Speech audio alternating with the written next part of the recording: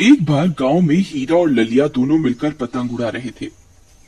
अरे ललिया भाई, चरखड़ी जरा सही से पकड़, मैं पेचे लड़ाने जा रहा हूँ। ढील सही तरह से आनी चाहिए भाई, नहीं तो अपनी पतंग कट जाएगी। फिर हीरा पेच लड़ाने लगता है और एक पतंग काट देता है। आय वाह! अरे वाह वाह वाह ललिया भाई, वो देखो, मैंने लाल पतंग को काट दिया, कैसे लहराती हुई जा रही है। हाँ भाई हीरा, ये चाइना का मांझा तो बड़ा ही जबरदस्त निकला भाई, इसकी धार तो वाकई बड़ी तेज निकली। चलो चलो, अब वो नीले रंग की पतंग काटते हैं। फिर वो दोनों पतंग उड़ाने में मस्त हो जाते हैं और वो लाल पतंग कटकर एक पेड़ पर जाकर फंस जाती है और उसकी लंबी डोर भी वहीं सड़क पर गिरी होती है। तभी एक औरत रिक्शे पर वहां से जा रही होती है।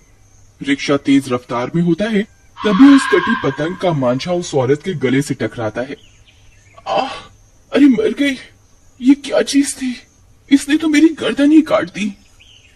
तभी उस तेज मंझे से औरत की गर्दन की सांस की नली कट जाती है और वो सांस नहीं ले पा रही होती। भैया, मेरी मदद करो, मैं सांस नहीं ले पा रही हूँ। फिर वो औरत सांस न आने की वजह से वहीं दम तोड़ देती है। अरे बाप रे, ये क्या हो गया?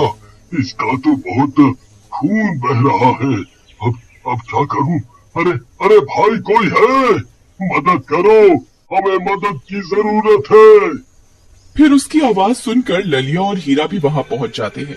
उस औरत के गले में उस मंझे को फंसा देखकर उनकी आंखें फटी की फटी रह जाती हैं। अरे बाप रे, ये क्या हो गया? हीरा भाई, वो देखो, ये वही लाल पतंग है जिसे हमने काटा था। देखो, इसका मांझा इस औरत के गले में फंस गया। अब क्या करें? अरे चुप रहो, किसी को पता नहीं चलना चाहिए कि ये हमारी वजह से हुआ है। फिर वे लोग पुलिस को वहां बुला लेते हैं। पुलिस कुछ ही देर में वहां पहुंच जाती है। अरे नहीं, ये मांझे से गर्दन काटने के मामले तो अब बढ़ते ही जा रहे हैं। पता नहीं लोग ये चाइनीज मांझा इस्तेमाल करना कब बंद करेंगे। फिर ललिया और हीरा चुपके से वहां से निकल जाते हैं। अरे भाई, जल्दी से यहाँ से निकलो, पुलिस को इस बारे में कानो कान खबर नहीं होनी चाहिए। फिर वे दोनों अपने घर की ओर भाग जाते हैं। अजी हीरा जी, क्या हुआ? आप इतने घबराए हुए क्यों हो? सब ठीक तो है? हाँ हाँ, सब ठीक है, कुछ नहीं हुआ, कुछ भी तो नहीं। फिर इतना बोलकर हीरा अपने कमरे में चला जाता है। फिर रात होने पर हीरा और इसकी पत्नी सो रहे होते हैं। तभी अचानक से तेज तेज हवा चलने लगती है और उनकी खिड़की खुल जाती है। अजी उठिए ना, देखिए खिड़की खुल गई है, लगता है बाहर तूफान आने वाला है। जाइए ना, जाकर खिड़की बंद कर दीजिए। फिर हीरा खिड़की को बंद करने जाता है, तभी उसे खिड़की से बाहर एक लाल रंग की पतंग उड़ती हुई दिखाई देती है। वो उसे देखकर चौंक जाता है। अरे ये क्या? ये इतनी रात में कौन पतंग उड़ा रहा है? अरे अरे अरे अरे, ये क्या? इसकी डोर मेरे मेरे गले में कैसे फंस गई? अरे अरे मीना, मेरी मदद करो, जल्दी यहाँ आओ। तभी उसकी पत्नी मीना भी उसकी ओर दौड़ती है, लेकिन उसके वहां पहुंचने से पहले ही वो पतंग की डोर उसे खिड़की से बाहर खींच लेती है। अरे मर गया रे! अरे नहीं, ये क्या हो गया? तभी हीरा हवा में उड़ने लगता है। वो पतंग के अंदर एक चुड़ैल का साया आ जाता है। मीना उस पतंग में चुड़ैल की शक्ल को देखकर दंग रह जाती है। अरे मीना, मेरी मदद करो, इस नास मीठी पतंग ने तो मुझे अपने साथ हवा में ही उड़ा लिया। मेरी गर्दन! मीना जल्दी कुछ करो, मैं सांस नहीं ले पा रहा हूँ। अजी ये कोई आम पतंग नहीं है, इस पतंग में तो चुड़ैल की शक्ल नजर आ रही है जी। अब मैं क्या करूं? तभी वो पतंग हीरा को उड़ाकर वहां से ले जाती है। मीना भी उस पतंग का पीछा करने लगती है। फिर वो पतंग उड़ती उड़ती ललिया के घर के पास पहुंच जाती है। चल, अपने दोस्त को बाहर बुला, अब उसकी बारी है। तुम दोनों की वजह से मेरी जान गई है, अब तुम दोनों भी मेरी तरह ही मरोगे। अरे अरे ललिया भाई, बाहर आओ, मेरी मदद करो। अरे मर गया रे! ये नास मिट्टी पतंग तो मेरा गला दबा कर ही दम लेगी। अरे ललिया भाई, मेरी मदद करो। फिर हीरा की आवाज सुनकर ललिया अपने घर से बाहर आता है। हीरा को हवा में उड़ता देख उसकी आंखें फटी की फटी रह जाती हैं।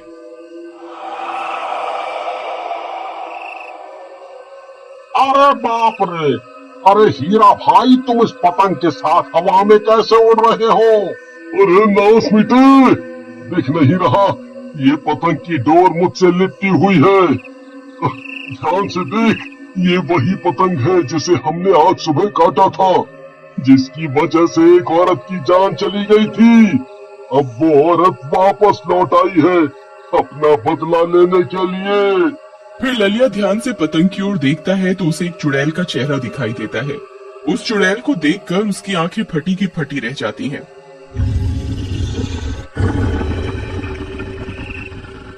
अरे बाप रे, इस पतंग में तो सच में एक चुड़ैल है। अब क्या करूं, यहाँ से भागने में ही भलाई है। फिर ललिया वहाँ से भागने लगता है। तभी उस पतंग की डोर उसकी गर्दन में लपेट जाती है और ललिया भी हीरा के साथ साथ हवा में उड़ने लगता है।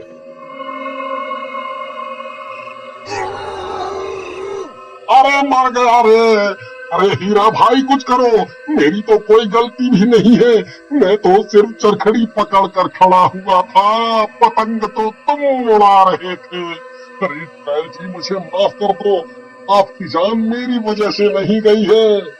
तभी हीरा की पत्नी भी कुछ गांव वालों को अपने साथ लेकर वहां पहुंच जाती है। पतंग में उस चुड़ैल की शक्ल देखकर सभी गांव वाले दंग रह जाते हैं। अरे गांव वालों, हमारी मदद करो, नहीं तो ये पतंग हमारा गला खोद कर मार डालेगी। अरे भाइयों, एक काम करो, जल्दी से इस पतंग पर पत्थर मारो, इससे ये पतंग फट जाए। फिर सब गांव वाले मिलकर पतंग पर पत्थर बरसाने लगते हैं। ले और ले। अरे कमबख्तो, पत्थर मारकर हमारी जान लेना चाहते हो क्या? आई आई मम्मी आई।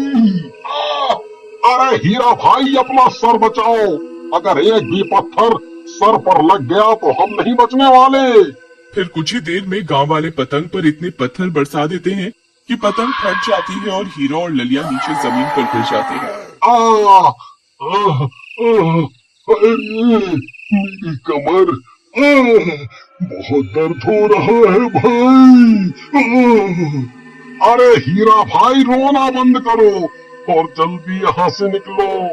पतंग फटने की वजह से ही वो चुड़ैल पतंग से बाहर निकल आती है और गुस्से से आग बबूला हो रही होती है। तुम्हारी इतनी हिम्मत, मेरे और मेरे शिकार के बीच में आते हो। अब तुम सब के सब मरोगे, मैं तुम में से किसी को जिंदा नहीं छोड़ूंगी। अरे ललिया भाई, अब क्या करें? ये चुड़ैल अब किसी को जिंदा नहीं छोड़ेगी भाई, जल्दी कुछ सोचो, नहीं तो कोई नहीं बचने वाला। फिर चुड़ैल गांव वालों की ओर बढ़ने लगती है।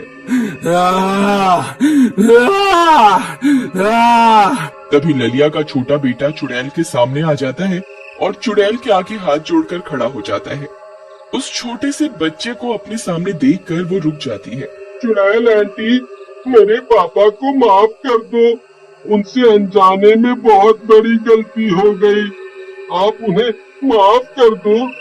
मैं आपसे वादा करता हूँ, आज के बाद हमारे गांव में कोई भी तेज मंछे का इस्तेमाल नहीं करेगा और पतंग सिर्फ खुले मैदान में ही उड़ाएगा, जिससे उसकी डोर कटने के बाद किसी को कोई नुकसान न पहुँचे। उस बच्चे की बात सुनकर उस चुड़ैल को दया आ जाती है। गांव वालों, तुम सबको इस बच्चे से कुछ सीखना चाहिए। ये इतनी छोटी उम्र में जान गया कि इस तेज मांझे से कितने लोग और पक्षियों की जान को खतरा हो सकता है। आज मैं तुम सबको सिर्फ इस बच्चे की वजह से छोड़ रही हूँ। फिर वो चुड़ैल वहाँ से चली जाती है। उस दिन के बाद से गांव वाले तेज चाइनीज मांझे का बहिष्कार करते हैं और पतंग सिर्फ मैदानी इलाके में ही उड़ाते हैं।